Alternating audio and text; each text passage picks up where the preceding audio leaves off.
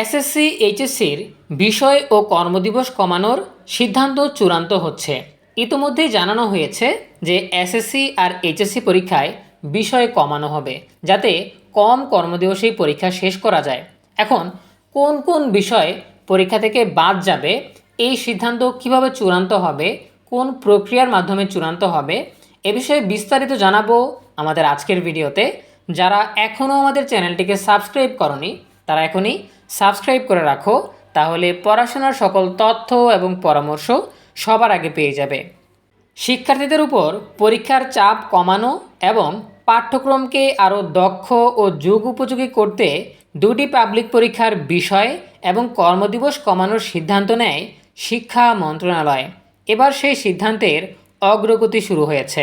ইতিমধ্যেই এ বিষয়ে একটি কর্মশালা আয়োজনের উদ্যোগ গ্রহণ করা হয়েছে।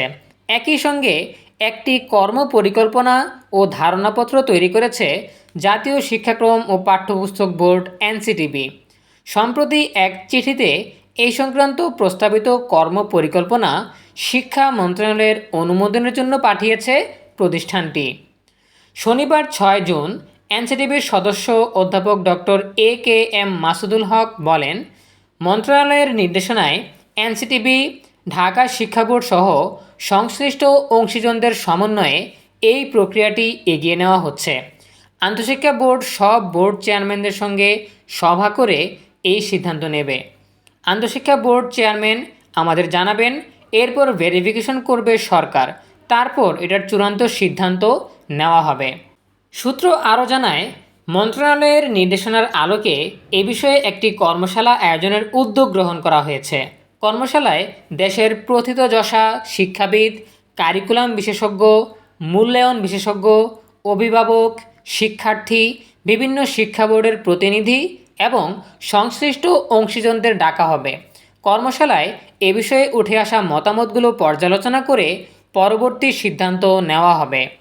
এদিকে এনসিটিবির ধারণাপত্রে বলা হয়, বর্তমানে এসএসসি পরীক্ষা গ্রহণে প্রায় 25 থেকে 30 কর্মদিবস এবং এইচএসসি পরীক্ষায় 30 থেকে 35 কর্মদিবস বা তার চেয়েও বেশি সময় ব্যয় হয়। এই দীর্ঘ সময় শিক্ষা প্রতিষ্ঠানগুলো পরীক্ষা কেন্দ্র হিসেবে ব্যবহৃত হওয়ায় হাজার হাজার স্কুলে স্বাভাবিক পাঠদান বন্ধ থাকে, যা অন্যান্য শ্রেণীর শিক্ষার্থীদের শিখন ঘন্টা বা লার্নিং আওয়ার্স কমিয়ে দিচ্ছে। এছাড়া দীর্ঘমেয়াদী পরীক্ষার কারণে পরীক্ষার্থীদের উপর অসহনীয় মানসিক চাপ তৈরি হয়। শুধু তাই নয়, পরীক্ষা পরিচালনায় বিপুল সংখ্যক শিক্ষককে পাঠদান কার্যক্রম থেকে বিরত থাকা, পরীক্ষা পরবর্তী উত্তরপত্র মূল্যায়ন, ফলাফল প্রকাশ ও উচ্চশিক্ষায় ভর্তি প্রক্রিয়া বিলম্বিত হওয়ায় সেশন জটের ঝুঁকি তৈরি হচ্ছে। এনসিটিবি জানিয়েছে, মন্ত্রণালয়ের নির্দেশনার আলোকে সংশ্লিষ্ট অংশীজনদের নিয়ে 2 দিন ব্যাপী একটি কর্মশালা আয়োজনের পরিকল্পনা করা হয়েছে, যার মূল উদ্দেশ্যগুলো হচ্ছে এসএসসি ও এইচএসসির বিদ্যমান বিষয় কাঠামো পর্যালোচনা করা, পরীক্ষার ব্যাপ্তি কমানোর কার্যকর কৌশল নির্ধারণ, প্রতি বছর ডিসেম্বরের মধ্যে এসএসসি পরীক্ষা গ্রহণের সম্ভাব্যতা যাচাই করা, দীর্ঘ কর্মদিবসের চ্যালেঞ্জ চিহ্নিত করা, ধারাবাহিক ও সামষ্টিক মূল্যায়নের অনুপাত নির্ধারণ এবং সুপারিশমালা বাস্তবায়নের রোডম্যাপ ও সম্ভাব্য ঝুঁকি প্রশমন কৌশল নির্ধারণ করা। সংস্থাটি আরও জানায়, পাশের দেশ ভারত, শ্রীলঙ্কা, মালয়েশিয়া, সিঙ্গাপুর সহ বিশ্বের বিভিন্ন দেশের আন্তর্জাতিক অভিজ্ঞতা ও তুলনামূলক বিশ্লেষণ করে ন্যূনতম কতটি বিষয়ে পরীক্ষা নেওয়া যৌক্তিক তা নির্ধারণ করা হবে।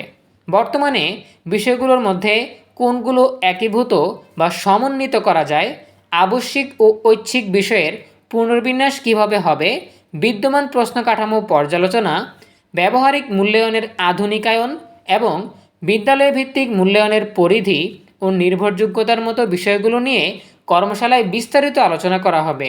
এরপর অংশীজনদের মতামতের ভিত্তিতে চূড়ান্ত রূপরেখা তৈরি করা হবে। এনসিটিবি বলছে, এই সংস্কার বাস্তবায়িত হলে পাবলিক পরীক্ষার ব্যাপ্তি কমার পাশাপাশি শিক্ষাবর্ষের স্বাভাবিক পাঠদান কার্যক্রম আরও গতিশীল হবে। প্রিয় শিক্ষার্থীরা, এই ছিল আমাদের হাতে থাকা সর্বশেষ তথ্য। এ বিষয়ে তোমাদের যে কোনো প্রশ্ন কিংবা মতামত জানাতে পারো কমেন্টে। দেখা হবে পরবর্তী আপডেট নিয়ে নতুন কোনো ভিডিওতে। সেই পর্যন্ত তোমরা সবাই ভালো থাকো, সুস্থ থাকো, নিরাপদে থাকো এবং সবসময় ইএনইউবি চ্যানেলের সাথেই থাকো। তোমাদের সকলের জন্য রইল অনেক অনেক শুভকামনা। ধন্যবাদ সবাইকে।